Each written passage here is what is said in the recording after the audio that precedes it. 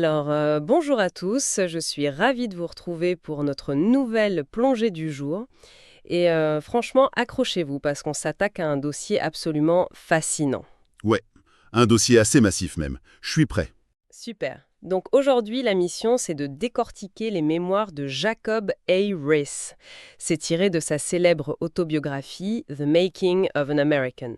C'est ça, un texte fondateur. Exactement. Et le but, ça va être de voir comment une série d'échecs vraiment cuisants, une plongée dans une pauvreté d'une brutalité inouïe et un amour de jeunesse un peu impossible, on va dire, ont fini par forger l'un des plus grands réformateurs sociaux de l'histoire moderne. C'est exactement pour ça que ces documents sont cruciaux. Il faut vraiment préciser d'emblée que c'est pas un simple récit d'immigration classique du 19e siècle. Pas du tout le cliché du rêve américain, quoi. Voilà, c'est avant tout une étude sur la résilience humaine. Ce qui frappe vraiment quand on lit ces mémoires, c'est la façon dont des traumatismes personnels, des choses qui peuvent sembler anecdotiques à l'échelle de la grande histoire, peuvent se transformer en une vraie force politique. Ouais, comme la perte d'un animal de compagnie, par exemple. Exactement.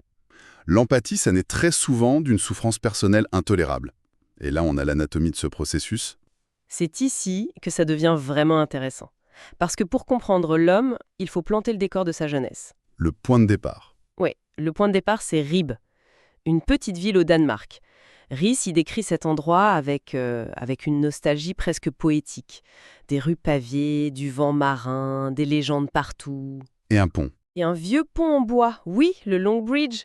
C'est là qu'un jeune garçon tombe éperdument amoureux d'une fille, Elisabeth. Elle porte une petite veste grise et des bottines ornées de pompons. Et bim, Le coup de foudre. totalement subjugué. Son destin est scellé à cet instant. Et cette obsession amoureuse, c'est pas juste une petite passade d'adolescent, tu vois.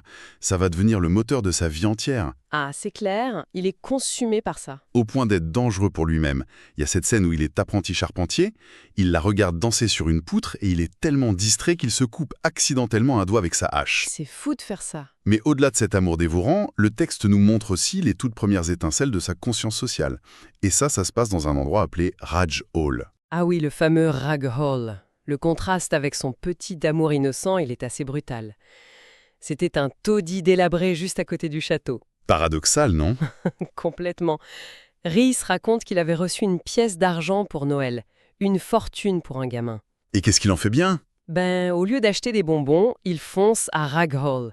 Il donne sa seule pièce à la famille la plus misérable de l'endroit, mais avec une condition stricte. Laquelle? Il devait utiliser l'argent pour nettoyer le taudis et laver les enfants. C'est vertigineux de voir cette graine plantée si tôt. C'est vraiment sa première étincelle sociale. Mais on va pas se mentir, à ce stade, il est encore d'une naïveté confondante. Ses illusions de jeunesse, c'est presque de la comédie. Totalement théâtrale. Mais au sens propre. Quand il est apprenti à Copenhague, il va au théâtre. Il voit une actrice qui ressemble à son Elisabeth. Et sur scène, l'actrice est menacée par un assassin. Dans la pièce, bien sûr. Oui, dans la pièce. Mais Jacob, il oublie tout. Il se lève dans le public et il hurle au meurtre pour la sauver. Il provoque une panique générale. Et il se fait virer manu militari. Il vit dans son propre monde. Il croise même le roi, Christian, en promenade, et il discute avec lui super familièrement, juste parce que le roi portait un manteau bleu banal et qu'il l'avait pas reconnu. C'est le portrait du grand rêveur déconnecté. Mais la réalité va le rattraper. De plein fouet, Elisabeth, qui a 17 ans, repousse ses avances. Et ce rejet déclenche tout. Il fait ses bagages et il part pour l'Amérique, en 1870. Et là, c'est le grand choc. Le choc des cultures, il est hilarant. Il débarque à New York avec une vision de l'Amérique qui est purement fictionnelle. C'est le décalage classique entre la mythologie européenne du Far West et la réalité industrielle américaine. Imaginez la scène. Un jeune charpentier danois, le cœur brisé, qui marche dans New York avec un énorme revolver de la marine par-dessus son manteau. Il se croyait au Far West. Il pensait vraiment que l'Amérique entière était un champ de bataille avec des Indiens et des troupeaux de buffles sur Broadway. Il a fallu qu'un policier sympa l'arrête dans la rue pour lui dire de ranger son arme avant de se la faire voler. La douche froide. Et les claques vont s'enchaîner. Le vrai visage de l'Amérique se révèle très vite. Et ça commence par les mines de charbon de Bridie's Bend. En Pennsylvanie. Oui, son récit de cette expérience est oppressant. Il s'enfonce avec un ami allemand dans l'obscurité totale, avec juste des petites lampes à huile. Et là, il y a un moment de terreur pure. Je crois que c'est mon passage préféré. Ils entendent un hurlement démoniaque résonner dans la mine. Ils voient des longues oreilles pointues s'agiter au-dessus d'eux dans l'ombre. La panique totale. Ils pensent vraiment que le diable vient chercher leurs âmes. Alors que c'était juste un âne. Un pauvre âne joyeux qui tirait les chariots. On en rit, mais eux, ils étaient terrifiés. Surtout qu'après ça, le vrai danger arrive. Le plafond de la mine s'effondre. Ils ont failli être écrasés vivants. Du coup, ils démissionnent et ils fuient cet enfer. Et pour tout ça, ils repartent avec 60 centimes en poche. C'est l'anéantissement du rêve américain. La machine industrielle qui broie les gens sans pitié. Mais ils cherchent une échappatoire. Et c'est là que la guerre franco-prussienne éclate. Son patriotisme s'enflamme. Exact. Il est farouchement anti-prussien. Il veut s'engager pour la France. Son idée, c'est de revenir à Ribé couvert de médailles pour impressionner Élisabeth. Mais la réalité est toujours là. Absolument. Toutes ces démarches échouent. Et ça mène à une scène complètement absurde. Il est tellement frustré qu'il finit par se battre physiquement avec le consul de France à New York. Dans les escaliers en plus. Oui, il roule dans les escaliers avec un diplomate français en plein Manhattan. C'est tragique et comique. Mais le comique va vite disparaître. Il se retrouve à lutter juste pour pas mourir de faim. C'est là qu'on entre dans la phase la plus sombre de ses mémoires. La question de la dignité humaine. Il erre dans les rues, affamé depuis des jours. Et il croise Charles Dana, le célèbre éditeur du journal Sun. Dana voit sa détresse. Dana voit ça et lui tend $1 pour un petit déjeuner. C'était inespéré. Mais il le refuse. Voilà, par fierté. C'est une fierté presque suicidaire. Refuser cet argent alors qu'il meurt de faim, ça montre un homme qui s'accroche à sa dignité quand il n'a plus rien.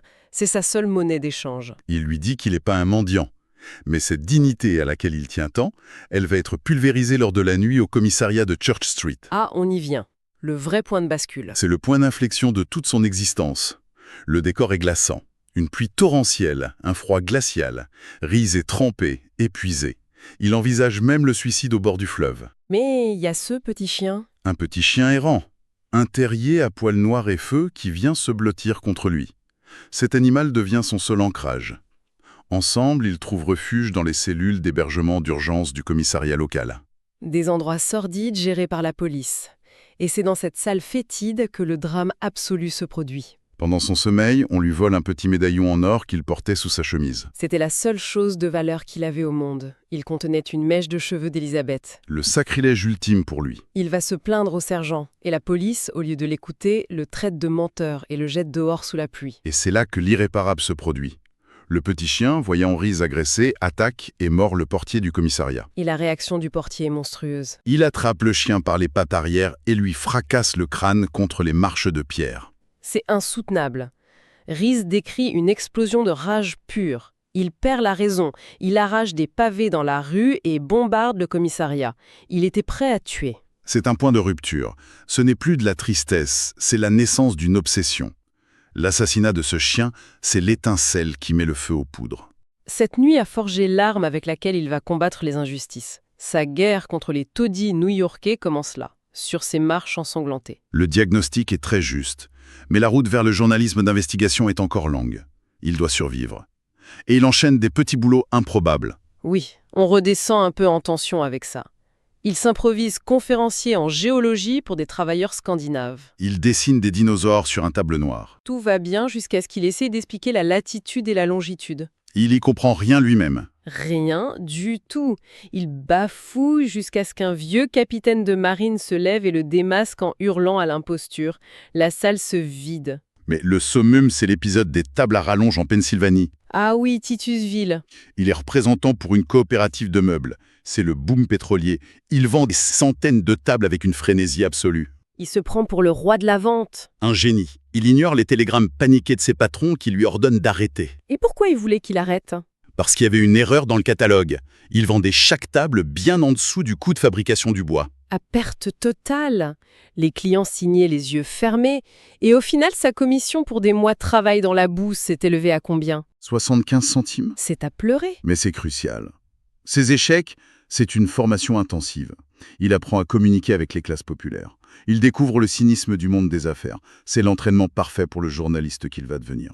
Oui, la transition se fait par la petite porte. Il achète le South Brooklyn News pour $650. Qu'il n'a pas. Évidemment. Il paie avec des promesses. Il devient rédacteur en chef, journaliste, imprimeur et distributeur. Il dort sur le comptoir avec des piles de journaux comme oreiller. Et son approche est très militante. Il déclare la guerre aux bits, ces petits escrocs qui empoisonnaient les commerçants. Du name and shame avant l'heure. Il publie leur nom. Ce qui provoque la fureur de ces gens. Mais un malentendu va lui donner une réputation d'homme invincible. Trine du bureau, le fracas attire la foule. Et la légende naît. Tout le monde est persuadé que Rhys a soulevé cet homme et l'a balancé à travers la vitre. Le quartier est terrifié. Plus personne n'ose le menacer. Ce hasard a pacifié la zone et installé son journal. C'est incroyable, mais pendant qu'il se bat à Brooklyn, il y a une autre bataille, de l'autre côté de l'Atlantique. Et là, le livre change de dimension. On découvre la perspective d'Elizabeth. Oui, elle n'a pas juste attendu passivement, elle affrontait ses propres tempêtes. C'est bouleversant. On apprend qu'elle s'était fiancée à Raymond, un brillant officier de cavalerie. Mais il contracte la tuberculose. Et là, on voit la force de caractère d'Elizabeth. Ses parents adoptifs la poussent violemment à rompre pour éviter qu'elle ne finisse veuve. L'ultimatum effroyable. La rupture ou le reniement? Et elle cède pas. Elle choisit la loyauté. Elle accepte d'être bannie pour rester avec l'homme qu'elle aime. Elle reste avec lui jusqu'à sa mort. Un sombre matin de novembre. Elle se retrouve seule, forcée de travailler comme gouvernante. Mais il y a un détail. Raymond, avant de mourir, lui avait fait promettre de trouver un homme bon et loyal pour refaire sa vie. Et c'est ce vœu qui ouvre la porte passée. Des années après, une lettre de Jacob arrive au Danemark. Il l'a écrite en pleine nuit à New York. Elisabeth repense à la promesse de Raymond et elle réalise la constance incroyable de Jacob. Elle décide d'accepter. Et quand il reçoit la réponse, c'est explosif. Il perd complètement la tête. Le voyage de retour est chaotique. Il prend le mauvais train, il jette un ivrogne hors de sa chambre d'auberge. Il compte chaque seconde. Les retrouvailles sont poignantes. Avec son père sur le quai, sa mère en larmes. La boucle est bouclée, mais il y a ce détail poétique dont tu voulais parler, non ? Oui.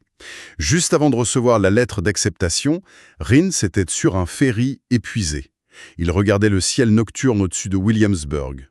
Et une étoile filante a traversé le ciel. Et là, il a fait un vœu. Le même vœu silencieux qu'il répétait depuis des années. Quelques heures plus tard, la lettre l'attendait. C'est magique. Ce que ce récit nous prouve, c'est la capacité humaine à recycler le pire de la vie.